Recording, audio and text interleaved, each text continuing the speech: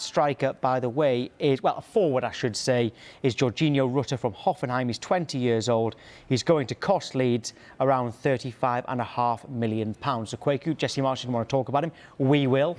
What will he add to the Leeds front line? So, he's got we heard Cam Hatchard yesterday talking about him.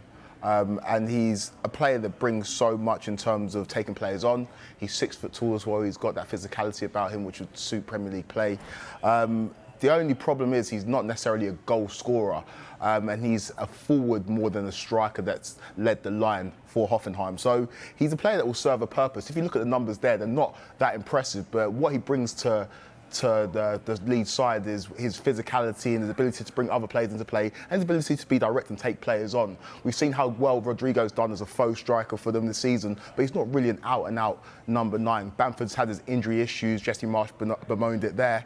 And he also listed the host of attacking players that they do have that can operate out wide. He named them by their first names or not on first name basis with them, but if you go through Aronson, Harrison, Sinistera, Somerville, Nonto, they're such good players, but they've been injured at different times. They've not really been able to find that fluidity. But if they do manage to keep these players fit, then there's no doubt about it. Leeds have got an abundance of talent going forward, and Rutter just adds to that.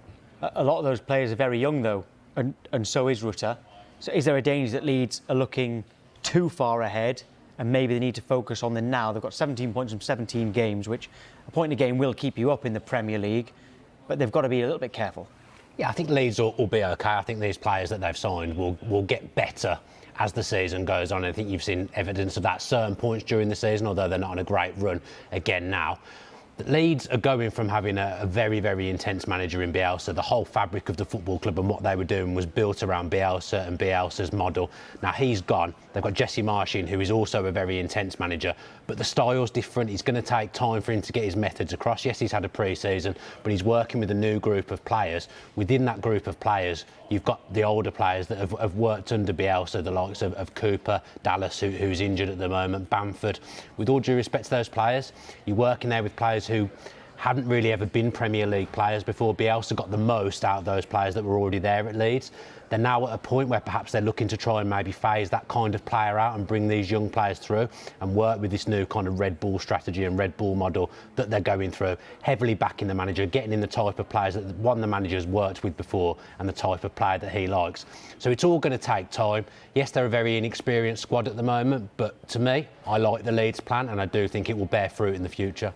Yeah, we can bring in the kind of record signing because Rutter would actually be Leeds' record signing, asterisk next to it because it's not done yet, but significantly more than Rodrigo, who's having a really good season, as the last graphic showed you. Sinistera came in the summer, so did Brendan Aronson because they were spending some of the Rafinha money after his big move away.